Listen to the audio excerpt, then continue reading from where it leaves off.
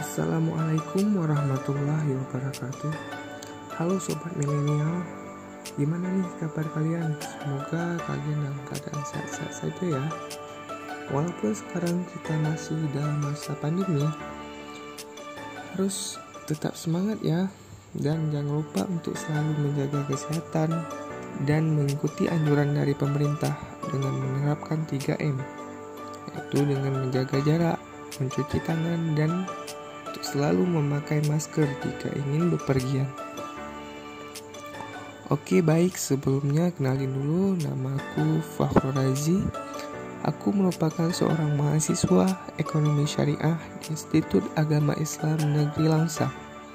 Aku sekarang berada di semester 8 dan aku di sini sedang melaksanakan kuliah pengabdian masyarakat dari rumah yang berbasis media sosial atau KPMDR Medsos.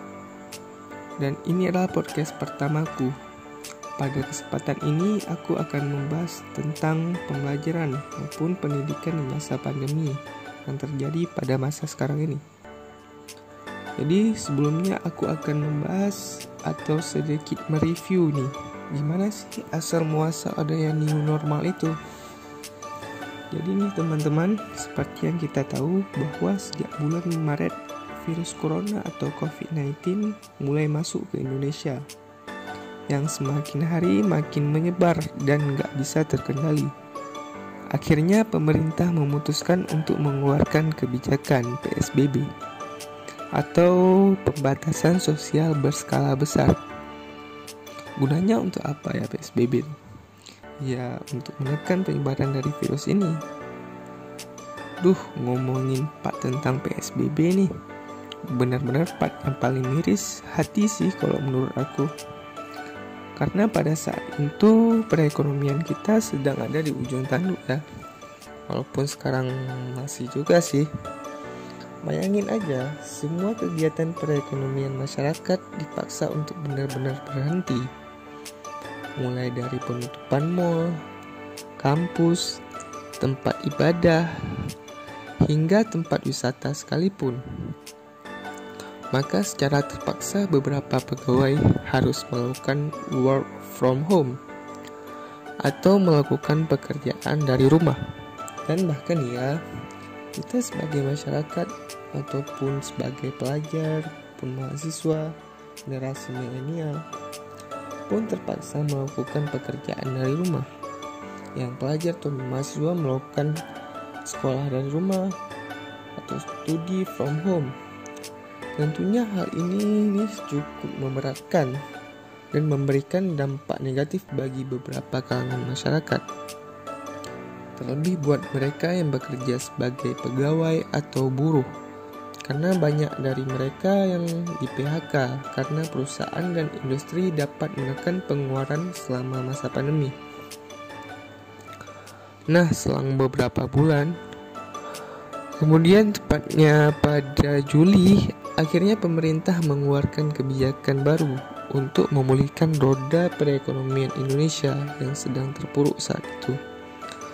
Dan istilah itu dapat kita kenal dengan sebutan new normal atau adaptasi kebiasaan baru. Pada masa new normal ini, beberapa aktivitas mulai diperbolehkan lagi untuk beroperasi, seperti kantor-kantor atau banyak perusahaan-perusahaan, sekolah, tempat wisata, tempat peribadatan. Kemudian akan tetapi semua itu harus tetap mengikuti protokol kesehatan seperti yang telah ditetapkan oleh pemerintah. Kita wajib untuk mencuci tangan, pakai masker, dan juga saling menjaga jarak antara satu sama lain. Di masa new normal ini, juga sekolah-sekolah mulai dibuka kembali, khususnya pada area-area yang dinyatakan sebagai zona hijau atau wilayah yang tidak banyak terpapar atau berdampak COVID-19. Contohnya seperti di Aceh, seperti tempat yang saya tinggali sekarang.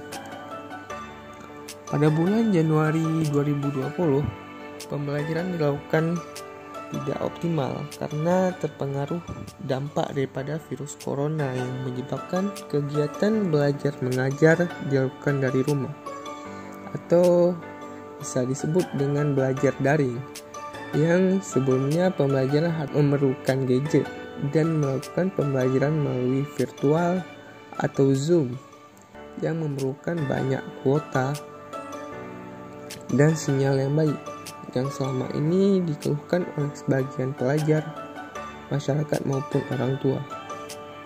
Kemudian pada tanggal 3 Juli 2020 Aceh dinyatakan sebagai wilayah zona hijau. Oleh karenanya proses pembelajaran dilaksanakan secara tatap muka. Akan tetapi tetap mengikuti protokol kesehatan sebagaimana yang telah dianjurkan oleh pemerintah. Seluruh pelajar ataupun mahasiswa wajibkan untuk mencuci tangan, memakai masker, dan menjaga jarak. Dan hal tersebut juga berlaku untuk para pendidik. Mengenai hal ini, pihak sekolah telah menyiapkan perlengkapan untuk mencuci tangan yang ditempatkan di kelas. Dan sebelum memasuki kelas, para siswa terlebih dahulu dicek suhu tubuhnya. Selain itu, pihak sekolah juga membagikan masker untuk dipakai untuk seluruh pelajar. Walaupun demikian, kita harus tetap semangat, tidak boleh menyerah dengan keadaan kita yang sekarang ini. Kita harus yakin bahwa belajar adalah tentang motivasi seseorang untuk bangkit dari sifat buruk seperti kebodohan, keegoisan, dan rasa malas. Juga usaha yang tempuhnya untuk menjadi pribadi yang lebih baik dalam hal berpikir maupun bertindak, sehingga mampu menghadapi segala tantangan yang akan ditemui di masa yang akan datang. Karena melalui pendidikan, siswa dapat mengenal dirinya, bakat yang dimilikinya, dan bagaimana cara untuk mewujudkan keinginan-keinginan yang hendak dicapainya, namun juga selaras dengan norma-norma yang berlaku. Dan pandemi COVID-19 ini merupakan salah satu jenis rintangan yang harus dihadapi siswa saat ini. Nggak terasa ya teman-teman, kita sudah di ujung podcast ini. So close statement dari aku ya hari ini. Jadi kita sebagai generasi muda teruslah untuk belajar. Ya walaupun kita sekarang dalam keadaan masa pandemi, tapi terus semangat dan yakinlah kalian pasti bisa. Dan aku berharap dengan kawan-kawan semua dapat berdoa semoga pandemi dapat berakhir dan kita dapat beraktivitas seperti biasa. Oke, itu aja dari saya. Wassalamualaikum warahmatullahi wabarakatuh.